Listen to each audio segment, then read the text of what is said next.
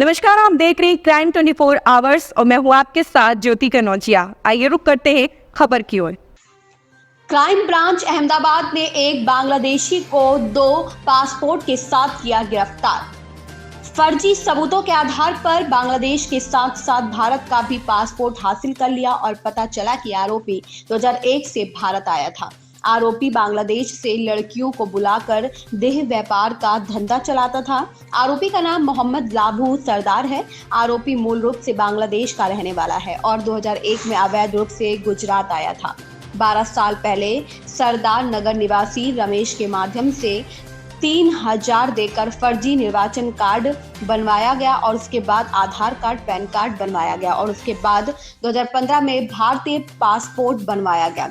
आरोपी से पूछताछ में पता चला है कि आरोपी ने मलेशिया में रहने वाले अपने दोस्त के जीजा के माध्यम से कोलकाता के एक एजेंट को मलेशियाई वीजा के लिए पासपोर्ट दिया था, जिसकी कीमत 30,000 तय हुई थी, लेकिन एजेंट की मौत हो गई। इसके अलावा आरोपी के बांग्लादेश का पासपोर्ट बांग्लादेश में होने का मामला सामने आया है। 2015 इलेक्शन कार्ड और पश्चिम बंगाल जन्म प्रमाण पत्र दिखाकर पासपोर्ट प्राप्त किया। पुलिस जांच में पता चला है कि आरोपी बांग्लादेश से लड़कियों को भारत लाता था और उन्हें देह व्यापार के धंधे में भेजता था और पैसे बांग्लादेश में लड़कियों के परिवारों को भेजता था। आरोपी खुद भी बांग्लादेश जा चुका है और यहाँ एक मुस्लिम लड़की से शादी कर रहा है। सामने आया है कि आरोपी ने 2 बार वोट डाला है। फिलहाल क्राइम ब्रांच ने इस तरह से कितने बांग्लादेशियों के फर्जी साक्ष्य बनाए हैं और कौन कौन शामिल हैं और उनका भारतीय पासपोर्ट जो कोलकाता में है, इसकी जांच के लिए कार्यवाही की है। यज्ञेश गोस्वामी की रिपोर्ट। આપણે ક્રાઇમ બ્રાન્ચ ખાતે એક ગુપ્ત માહિતી મળેલ કે એક મોહમ્મદ લાબુ નામના ઈસમ જે બાંગ્લાદેશી છે અને ગેરકાયદેસર રીતે અહીંયા અમદાવાદમાં રહે છે, તે બાબતે તપાસ કરવા માટે પોલીસ ઇન્સ્પેક્ટર વિબિલ આલની ટીમને આ કામ આપ્યું હતું। એક કામમાં જે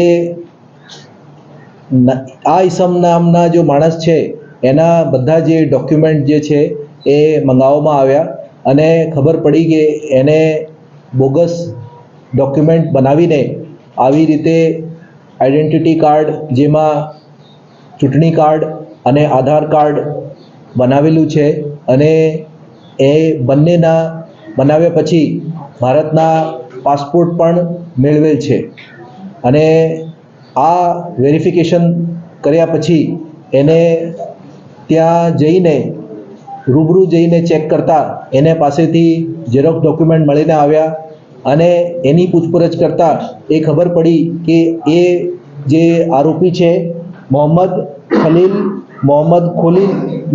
લાબુ મોહમ્મદ ખોલીલ સરદાર, એ બાંગ્લાદેશના નિવાસી છે અને એને અમદાવાદમાં 2001માં અહીંયા આવ્યા હતા અને એ લોબાન ધૂપ વેચતા હતા અને અહીંયા એક છોકરી સાથે એને લગ્ન કરીને એના 3 બાળકો પણ છે અને એને સરદારનગર ખાતે ત્યાં રમેશ નામના વ્યક્તિની મદદથી બોગસ ચૂંટણી કાર્ડ બનાવ્યું, એ પછી એને આધાર કાર્ડ મેળવ્યું, પછી એને ભારતીય પાસપોર્ટ પણ મેળવ્યું અને એને પાસે બાંગ્લાદેશી પાસપોર્ટ પણ છે।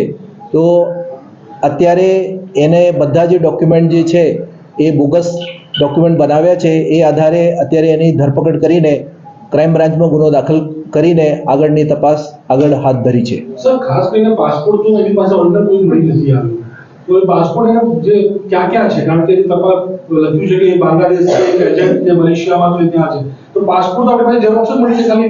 એને જે બીજી સરકારી એજન્સી છે એના પાસેથી ઇનપુટ મળ્યા પછી એના તમામ જે ડોક્યુમેન્ટ જે છે એની માહિતી એ ત્યાંથી કચેરીથી મેળવી અને ખબર પડી કે આને આ નામથી જ બધા ડોક્યુમેન્ટ બનાવ્યા છે અને એના પાસપોર્ટ જે છે એની ઝેરોક્સ પણ મળી આવેલ છે અને એને બનાવવામાં આવ્યું છે એનું ડોક્યુમેન્ટ બીજા। પાસપોર્ટ બનાવવાનો ઉદ્દેશ્ય શું? એ અહીંયા ઇલીગલ આવ્યો તો હવે પાસપોર્ટ બનાવવાનો ઉદ્દેશ્ય શું?